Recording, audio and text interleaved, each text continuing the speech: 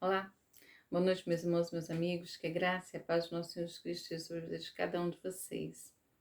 Meu nome é Marli Moura, eu sou missionária da Igreja Batista Novo Horizonte, Natal, RN, e estou aqui com você mais uma vez para meditar acerca da Palavra de Deus. O que é importante para você? Você pode me dizer? O que de fato é importante para você? Aquilo que é importante, dedicamos tempo e não medimos esforços. Nem nos preocupamos com as consequências. Seu trabalho é importante para você? Se a resposta for sim, não é uma simples dor de cabeça que tira você de lá, que impede você de ir. Não é verdade?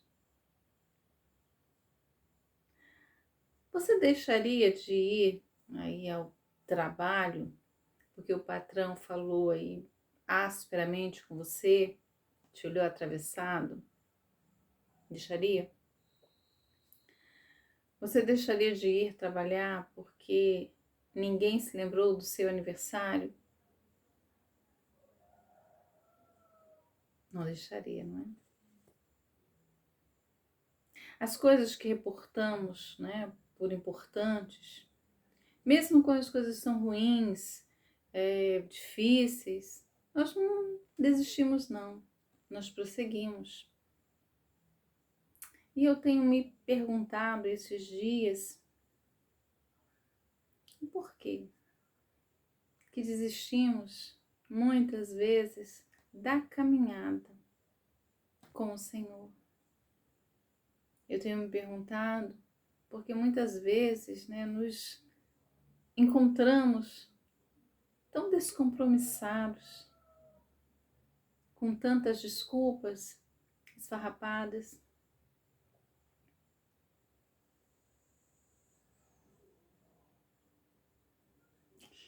Eu me recordava hoje, né, de uma música, eu creio que ela foi de uma cantata no livro de Atos, não é?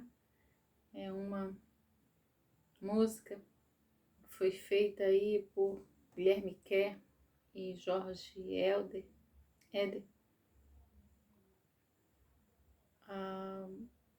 O título da canção é Unidade e Diversidade, né? Letra de Guilherme Kerr e a música de Jorge Eder. E a canção, ela diz assim: da multidão dos que creram, era só um, o coração. E a alma, uma somente, uma semente. Somente uma esperança brotando dentro da gente. Nosso era o pão cada dia, nosso era o vinho, santa folia. O que se parte, reparte a própria vida. Galho ligado à parreira, vida em comum, verdadeira. Sempre grande poder, curas, milagres de Deus. Sempre proclamação, Cristo o Senhor ressurgiu. Da multidão dos que creram, era só o coração e a alma muita alegria, singela vida. Na simpatia de todos, nasce a igreja de novo, povo de Deus, sal e luz para todos os povos.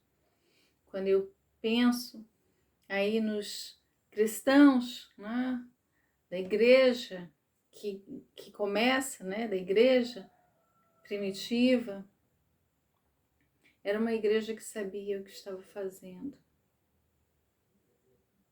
sabia da missão e não parava por causa das dificuldades, das perseguições. Uma igreja que não se perdeu no seu propósito. Essa igreja, né, que começa, essa igreja que inicia ali nas cercanias de Jerusalém e ganha o mundo. Povo de Deus, sal e luz para todos os povos. Eu queria meditar com você nessa noite acerca de um texto lá no livro de Atos,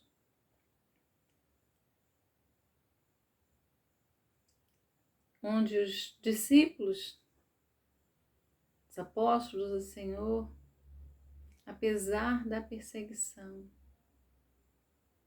não se deixavam abater, sabiam exatamente o que estavam fazendo, o propósito de terem sido chamados. Acompanhe comigo, eu vou estar fazendo a leitura com você nesta noite de Atos, capítulo 5, a partir do verso 12, que nos diz assim: muitos sinais e prodígios eram feitos entre o povo pelas mãos dos apóstolos, e costumavam todos reunir-se de comum acordo no pórtico de Salomão. Mas dos restantes ninguém ousava juntar-se a eles, porém o povo lhes tributava grande admiração. E crescia mais e mais a multidão dos crentes, tanto homens como mulheres agregados ao Senhor, a ponto de levarem os enfermos até pelas ruas e os colocarem sobre os leitos e macas, para que, ao passar Pedro, ao menos a sua sombra se projetasse em algum deles. Afluía também muita gente das cidades vizinhas a Jerusalém, levando doentes e atormentados de espíritos imundos, e todos eram curados. Levantando-se, porém, o sumo sacerdote e todos os que estavam com ele, isto é, a seita dos saduceus, tomaram-se de grande inveja. Prenderam os apóstolos e os recolheram à prisão pública. Mas de noite, o anjo do Senhor abriu as portas do cárcere e, conduzindo-os para fora, lhes disse: ide, e apresentando-vos no templo, dizei ao povo todas as palavras desta vida. Tendo ouvido isto, logo ao romper da manhã, entraram no templo e ensinavam. Chegando, porém, o sumo sacerdote e os que com ele estavam, convocaram o sinédrio e todo o senado dos filhos de Israel e mandaram buscá-los no cárcere. Mas os guardas, indo, não os acharam no cárcere, e tendo voltado, relataram, dizendo: achamos o cárcere fechado com toda a segurança, e as sentinelas nos seus postos junto às portas. Mas abrindo-se-as, a ninguém encontramos dentro. Quando o capitão do templo e os principais sacerdotes ouviram essas informações, ficaram perplexos a respeito deles e do que viria a ser isto. Nesse ínterim, alguém chegou e lhes comunicou: eis que os homens que recolhestes no cárcere estão no templo ensinando o povo. Nisto, indo o capitão e os guardas, os trouxeram sem violência, porque temiam ser apedrejados pelo povo. Trouxeram-nos e, apresentando-os ao sinédrio, e o sumo sacerdote interrogou-os, dizendo: expressamente vos ordenamos que não ensinasseis nesse nome. Contudo, encheste Jerusalém da vossa doutrina e quereis lançar sobre nós o sangue deste homem.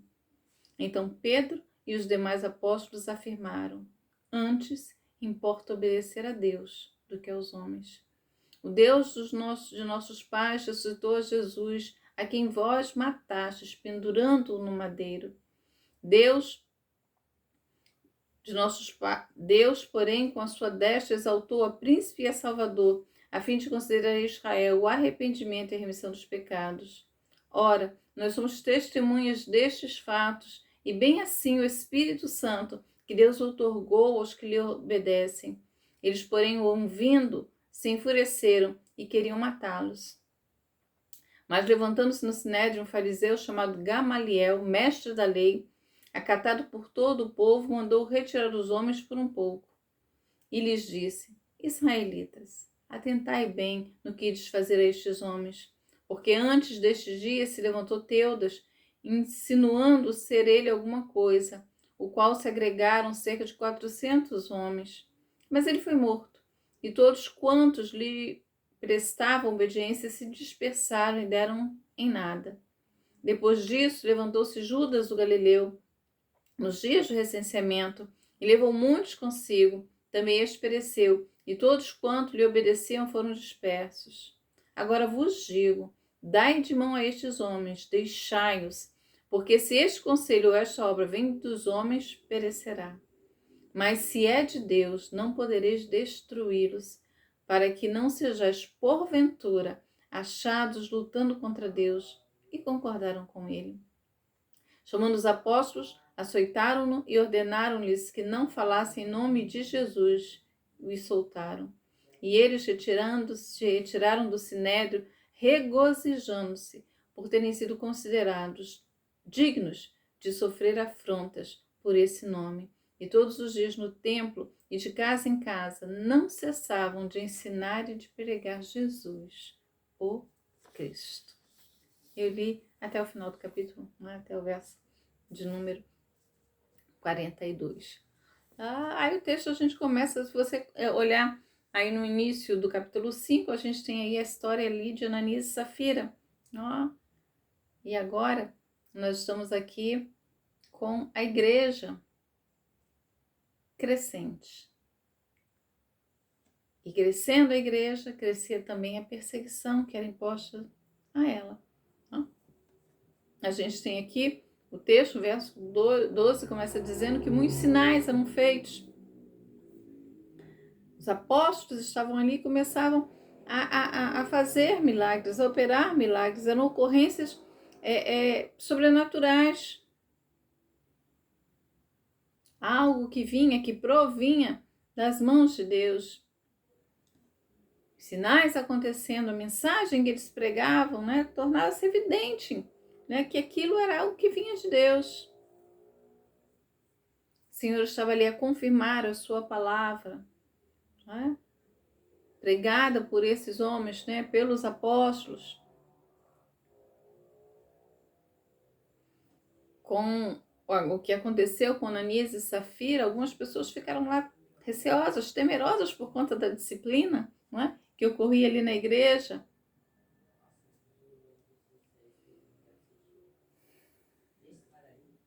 Mas as pessoas continuaram ouvindo, a multidão continuou indo. E o texto vai dizer que ela crescia cada vez mais. É claro que as pessoas estavam indo, muitas delas tão somente por conta dos milagres, porque ouviam, tinham lá suas crenças, as suas doutrinas, e estavam ali querendo adaptar as suas crenças, aquilo que era ensinado. Você viu aí o texto falando aí acerca de que muitas pessoas levavam os enfermos para que as sombras de Pedro as curassem. Elas estavam aí, necessariamente não eram pessoas cristãs, mas que tinham aí suas próprias crenças, suas próprias superstições e estavam tentando adaptá-las aí àquilo que estavam ouvindo. Mas o fato é que Deus estava ali operando grandes milagres. O Senhor estava ali operando de forma abundante. Estava deixando claro quem é que estava fazendo, que aqueles homens estavam ali amando de Deus. O verso 17 vai dizer, então, que os saduceus começaram aí a ter inveja. Sentimento danoso. Não tenha inveja. Eles começaram, o sumo sacerdote, eles começaram, e os saduceus, o templo era comandado lá pela seita dos saduceus, eles começaram a ter inveja daquilo. Pessoas sem cultura, sem conhecimento, estão aí conseguindo arrebanhar um grande número de pessoas. Nós matamos o mestre deles. E isso não para, a obra continua crescendo. Eles se sentiam aí ameaçados pelos ensinos, dos apóstolos.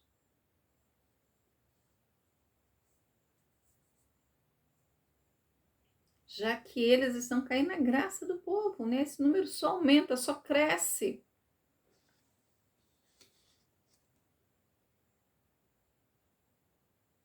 E aí, eles tomam uma medida, uma providência. Eles prendem os apóstolos e recolhem-os à cadeia pública, à prisão pública. Eles estão atrapalhando, eles estão incomodando. Vamos fazer com que eles parem, presos. Mas pela leitura do texto você viu que Deus enviou um mensageiro, enviou um anjo e os retirou da prisão. E qual é a orientação? E qual é a ordem dada? Escondam-se. Tenham cuidado aí com a vida de vocês. A ordem foi clara. Eu estou libertando vocês daqui, para que vocês continuem o que vocês estão fazendo, para que vocês continuem ensinando o povo. Eu estou libertando vocês para que vocês continuem a pregação, continuem dizendo às pessoas, ao povo, as palavras desta vida.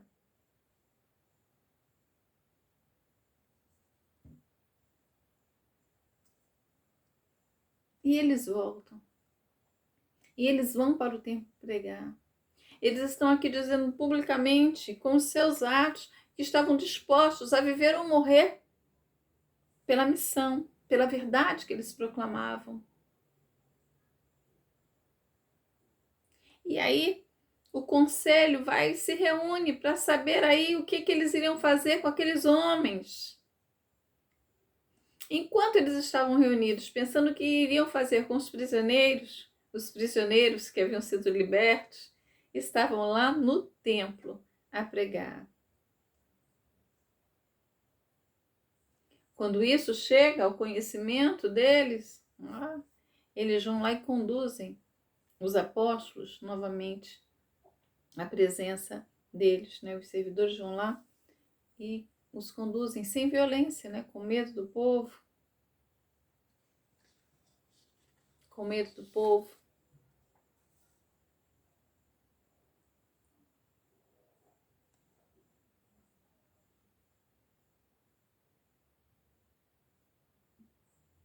E aí,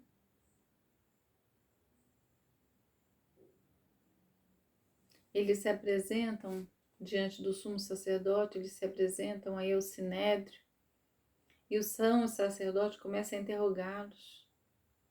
Nós falamos claramente para vocês que vocês não deveriam ensinar nada acerca desse nome.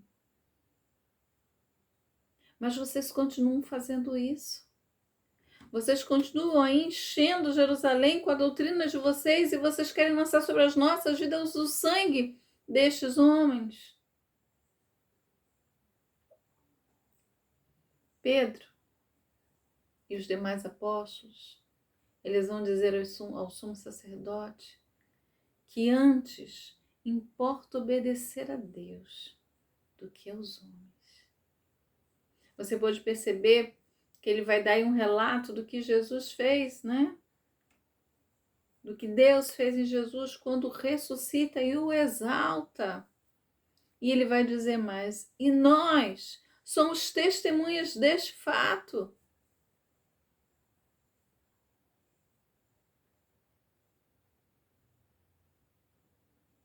Nós somos testemunhas deste fato. Importa mais obedecer a Deus do que aos homens. Pedro, aqui diante do sinédrio, declarou que ele sabia o custo de obedecer.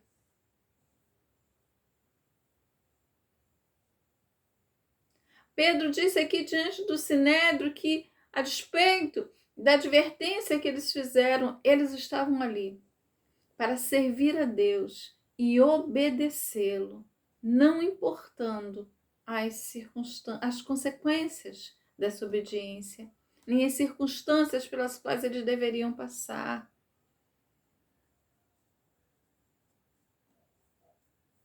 Vocês o prenderam, vocês o condenaram à cruz.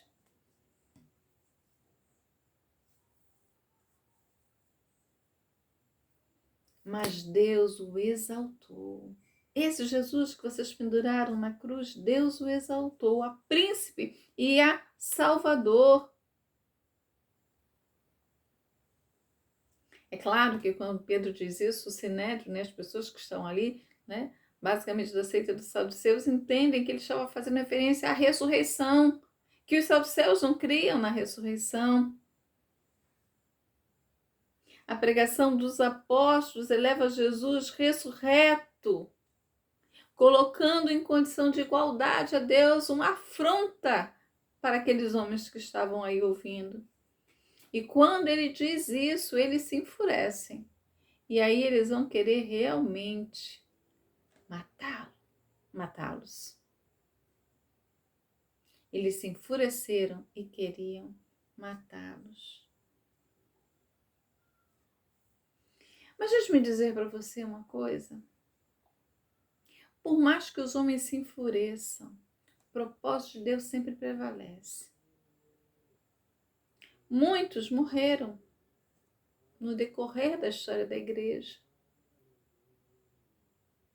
mas só fizeram isso depois de cumprir o propósito de Deus. E aí o Senhor os recolheu. Aqueles homens estavam começando aí a missão de levar a palavra até os confins da terra, de fazer com que essa mensagem fosse conhecida. Aqueles homens que o Senhor Jesus preparou. Então era necessário que eles percorressem um pouco mais. Então Deus levanta quem Ele quer para cumprir o seu propósito. E aqui no contexto você vê que Ele vai levantar aí Gamaliel, que era um fariseu altamente respeitado. Ele era neto de um famoso rabino, Hilel. Esse Gamaliel aí, ele foi tutor de Saulo, que mais tarde se tornou aí, né, o apóstolo Paulo, né, aquele que falou aos gentios. E aí Deus usa este homem para dizer, olha, vejam o que vocês estão fazendo, viu? Se isso aí for dos homens, vai perecer, como pereceu com esses outros que se levantaram.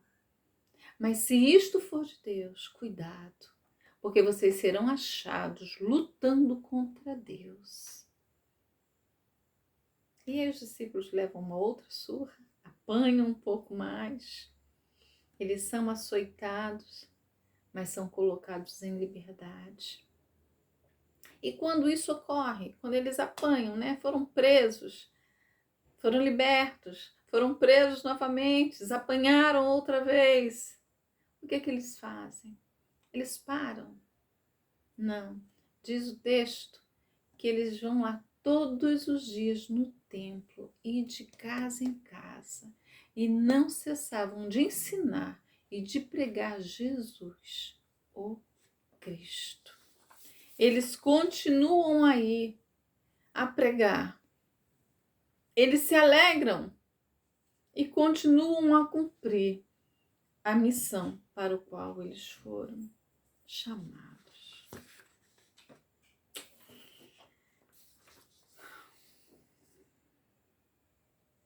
O que nos faz tão diferentes desses homens? O que havia naqueles homens que nos falta? Será que nos falta convicção?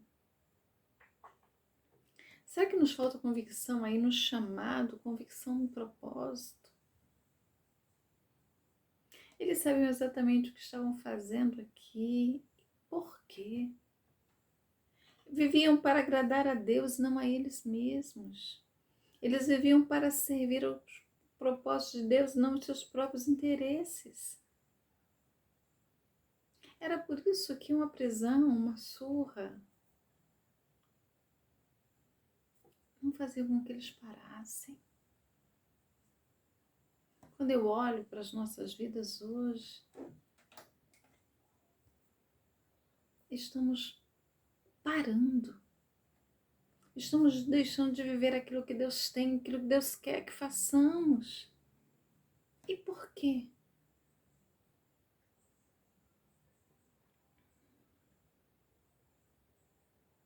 Porque alguém olhou torto, porque alguém deixou de nos compreender, porque as coisas ficaram difíceis. Nós precisamos abraçar esta visão. Importa antes obedecer a Deus do que aos homens. Importa obedecer a Deus, a vontade de Deus, e não a sua vontade. Nós precisamos dizer e pedir ao Senhor que nos ajude a sermos obedientes para continuarmos proclamando, mesmo que a obediência nos leve à prisão ou à morte. Mesmo que a obediência ao Senhor nos traga muitas vezes dor ou sofrimento. Só vai declarar que importa antes obedecer a Deus do que aos homens, só vai declarar isso quem entendeu o que de fato é mais importante na sua vida. Quem entendeu que o mais importante é viver para Deus e cumprir os seus propósitos. Me responde uma coisa. Para quem você tem vivido? Ou para o que você tem vivido? Nós estamos vivendo um tempo difícil, né? Quando a gente olha aí para a Igreja do Senhor no mundo, igreja que está sendo perseguida, assolada. Quando nós olhamos para as nossas vidas hoje, né, que vivemos em um país em que a perseguição não é esta, né, que ocorre em alguns países, mas que a igreja tem sido perseguida de outra forma e muitos têm parado no caminho, porque as coisas não ocorreram como imaginou que seria. Mas nós precisamos lembrar o que estamos fazendo aqui. Se nós tivermos isto na mente, se nós tivermos esta convicção, não serão os atropelos, não serão os dias maus, não será a enfermidade ou um casamento destruído que vai fazer você parar no caminho. Você vai continuar servindo ao Senhor, aquele que lhe chamou, crendo que as coisas que nós passamos, nós não estamos passando sozinhos, estamos passando com o Senhor e que precisamos continuar. Pedindo ao Senhor que visite, que restaure, que cure, que abra portas. Mas que enquanto oramos e pedimos, não paramos pelo caminho. Continuamos pregando o Senhor, aquele que Deus exaltou como príncipe e salvador.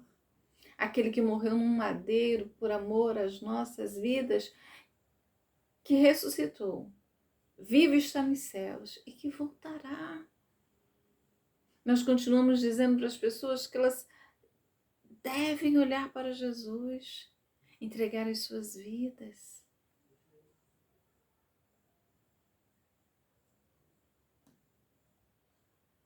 E todos os dias, no templo e de casa em casa, não cessavam de ensinar e de pregar Jesus, o Cristo.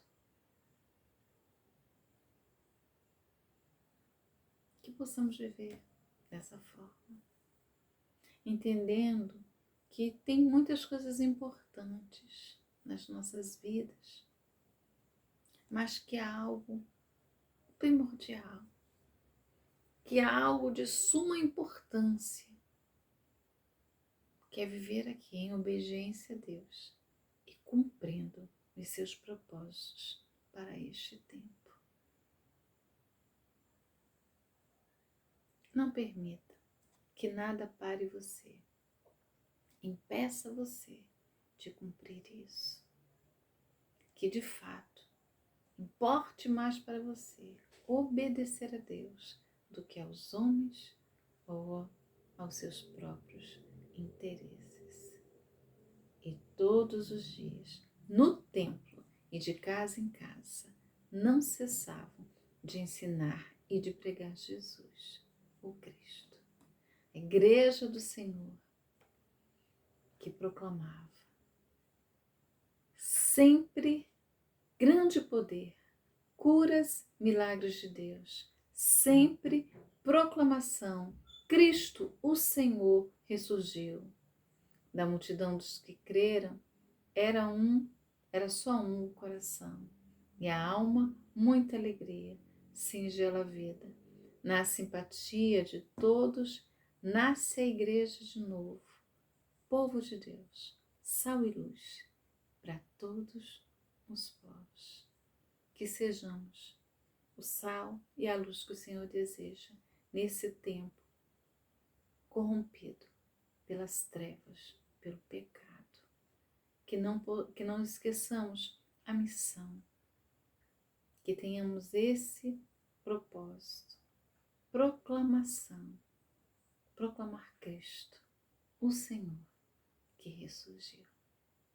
Grande abraço, Deus abençoe sua vida e até a próxima.